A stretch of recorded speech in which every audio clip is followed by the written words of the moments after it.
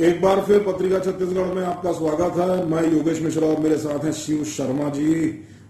शिव शर्मा, आप बताइए कि जिस तरह के हालात अभी बन गए, 1:15 बजे हैं करीब, और Bharatiya Janata party clear majority लेते हुए दिख रही है छत्तीसगढ़ में। ऑलमोस्ट 52-53 सीट्स पर आगे है।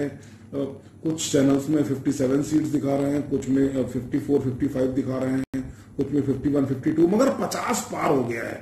जो आंकड़ा 45 से ऊपर का होना था, 46 वाला, वो तो जादुई आंकड़ा तो वैसे भी क्रॉस करती दिख रही बीजेपी। हाँ, 46 का जो जादुई आंकड़ा है वो क्रॉस करती दिख रही है।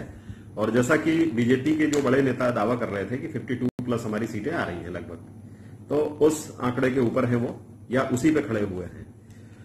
मेजर जो बात मेरे समझ में आ रही है कि जो चुनाव हुआ है ना, ये योगेश जी जी जी आदिवासी सीटों ने ही खिसका दिया है। हाँ, कांग्रेस की कुर्सी आदिवासी सीटों ने खिसकाई है। देखिए, आप देखिए, जैसे जिन आदिवासियों के भरोसे, सॉरी आपको मैं काट रहा हूं, जिन आदिवासियों के भरोसे ये पिछली बार जीते थे, 15 साल का सूखा खत्म हुआ था। हाँ, वही उन्हीं आदिवासियों ने इनको डुबा दिया, उनके दरी खींच दी है, पांव उखड़ गए हैं, पांव उखड़ गए हैं। और दूसरी मजे की बात यह है कि इनके अधिकांश बड़े नेता जो कि मंत्री हैं वो हार रहे हैं।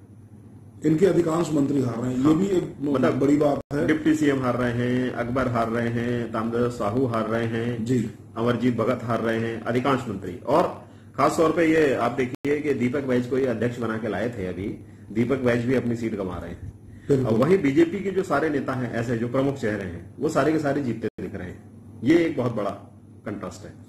उत्तर और दक्षिण छत्तीसगढ़ की बात करें, उत्तर दक्षिण को छोड़ दें अपन, तो जो मैदानी वाला इलाका है, रायपुर संभाग है, दुर्ग संभाग है और बिलासपुर संभाग है, तीनों संभागों में बिल्कुल कांटे की टक्कर है। जैसे बिलासपुर की मैं बताऊं, 24 सीटों में से 11 पे बीजेपी आगे है, 12 पे कांग्रेस आगे जी, एक अन्य है जी। रायपुर की 20 सीटों में से 10 पे बीजेपी है, 9 पे कांग्रेस है। ऐसे ही दुर्ग की 20 में से 11 पे बीजेपी है, 9 पे कांग्रेस है।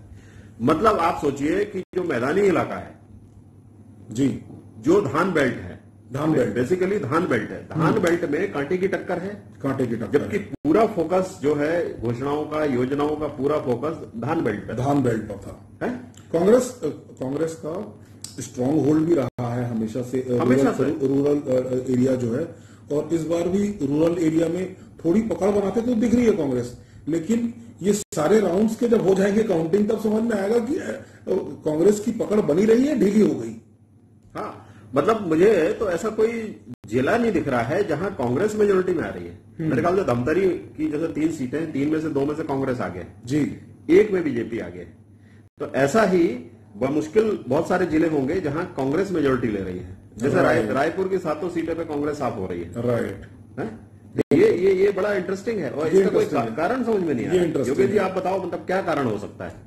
देखिए, ऐसा कुछ स्पेसिफिक क्षेत्र हैं जहां पर भारतीय जनता पार्टी, खासकर जो बहुत हैवीली अर्बन एरिया है, वहां पर भारतीय जनता पार्टी की साख बहुत अच्छी है।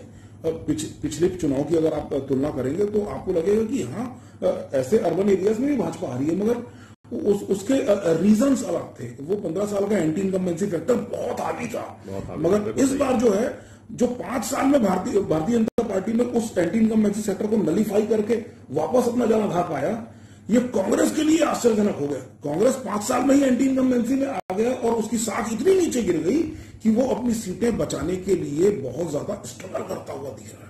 ये एक बड़ा फैक्टर है। और मेरे ख्याल से शिव जी, कंक्लूडिंग स्पीच कर दें तो फिर ठीक हो जाए। थोड़ा सा अगर कुछ उसमें जोड़ना चाहें तो फिर कंक्लूड कर लेंगे। मुझे एक चीज बड़ी इंटरेस्टिंग ये लग रही है कि अभी तक लोग बोलते थे अपराध अपराध अपराध, तो मुझे ऐसा लग रहा है अपराध ने एंटी इनकम्बेंसी को बहुत तेजी से बढ़ा दिया है। क्राइम ग्राफ जो बढ़ा है, खासतौर पे, मतलब मैं यदि राजधानी की 7 सीटें देखें अपन, रायपुर जिले की जी, तो ये केवल अपराध के कारण ही जो क्राइम ग्राफ बढ़ रहा है, इसका एक बहुत बड़ा कारण मुझे ऐसा लगता है।